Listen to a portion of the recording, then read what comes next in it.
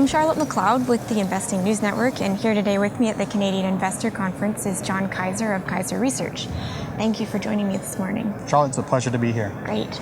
Starting with some recent news, last week a group of diamond producers announced plans to form a Diamond Producers Association.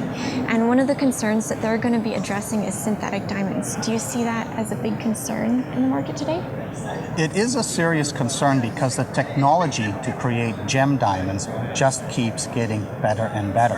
And if you can produce a large, high-quality synthetic diamond that looks identical to a natural diamond, that could potentially destroy the diamond market because these will end up being produced cheaper and cheaper. However, De Beers has been afraid of this for a long time. And a threat that they faced about 8-9 years ago, that of conflict diamonds, resulted in the creation of the Kimberley Process, which requires origin tracking of the diamonds.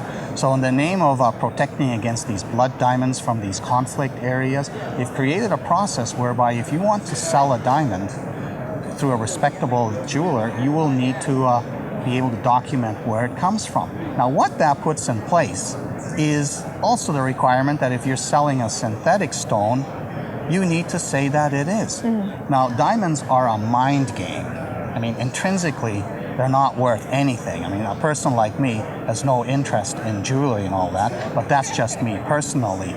But in terms of the mind thing, I would rather own a diamond that was created 2 billion years ago, 200, 300 kilometers deep in the bowels of the earth, brought to the surface through a very complex process during which most diamonds end up being destroyed, and then found and cut and polished. That type of diamond, for me to know that it's a real diamond rather than one cranked out in a Chinese factory, that to me is important. I am not interested in the synthetic stones. And in fact, people own very good diamonds but wear synthetic stones that look the same because they don't want the real diamond stolen.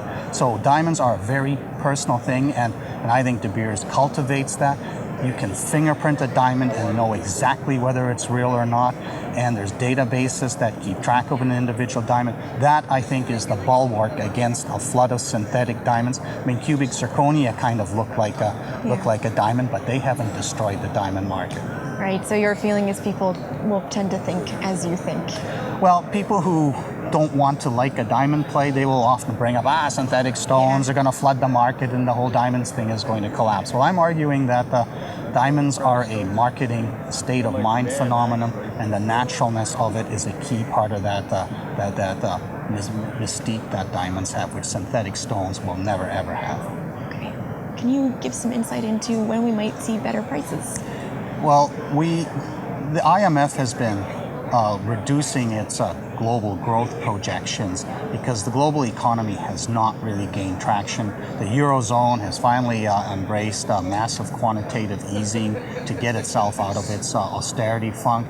And China has had a substantial anti-corruption crackdown, which has made ostentatious display of wealth something that's very dangerous for China to do. And this has affected luxury goods across the board.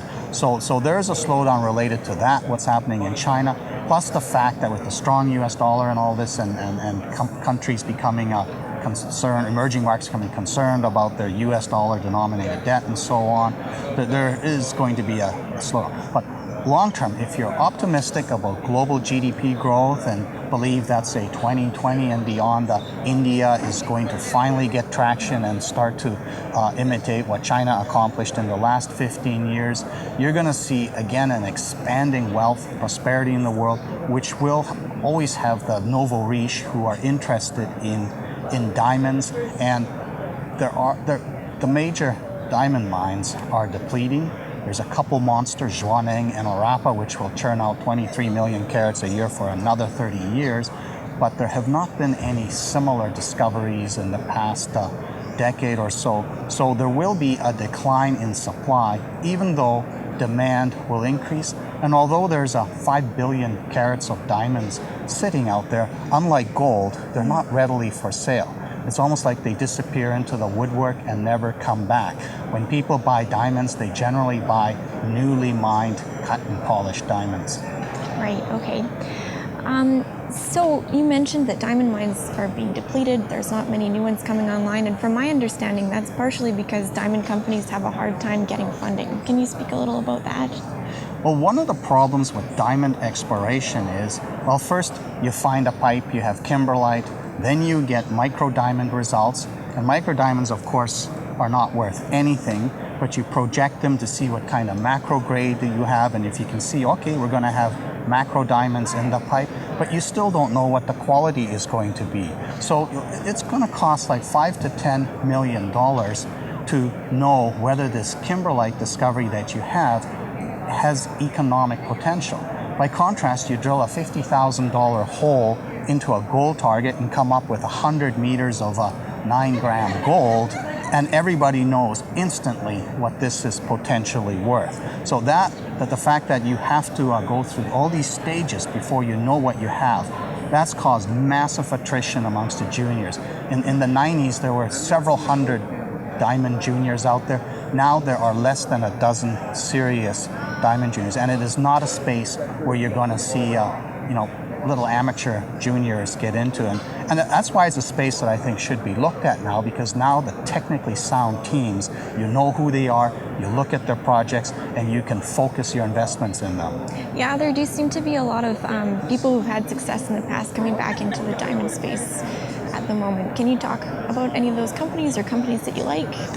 Well, the one that I think is most undervalued is Peregrine Diamonds, and they came on the scene in 2004-05, revisiting the DO27 pipe, which had wiped out $1 billion in market cap back in 1994 when they did the first bulk sample, which turned out to have been done incorrectly. They sampled the wrong phase. They had not done sufficient drilling to understand the internal geometry. But they made a brand new discovery on Baffin Island that started to come out in 2008, 2009, and they've outlined several small pipes but very high-grade pipes, and they bulk sampling one of them, CH7, whose results I think are going to surprise the market. So there's one that I think has upside. It's one I've recommended. It's one I own. And then, of course, there's the more advanced ones like Mountain Province. It's being constructed at the moment. Renard is being constructed at the moment. What's interesting about both these projects is there's evidence of large, high-quality stones. And you won't really know for sure until they're in commercial production. But as these things grind into production, get commissioned over the next 2 years, and we start seeing these diamonds come out, then the investments that the institutions and that have made in these advanced projects will start being validated. And Shore Gold's Fort La Corne prospects also appear to have potential for these larger diamonds too, and they are now getting some traction again after a period of being stalled. Right. Okay, so for diamonds, sounds like, as with many things, it's kind of a longer-term, big-picture story. Yes. Yeah. Okay, well, that's all from me. Thank you so much for joining me this morning. This is John Kaiser, and I'm Charlotte McLeod with the Investing News Network.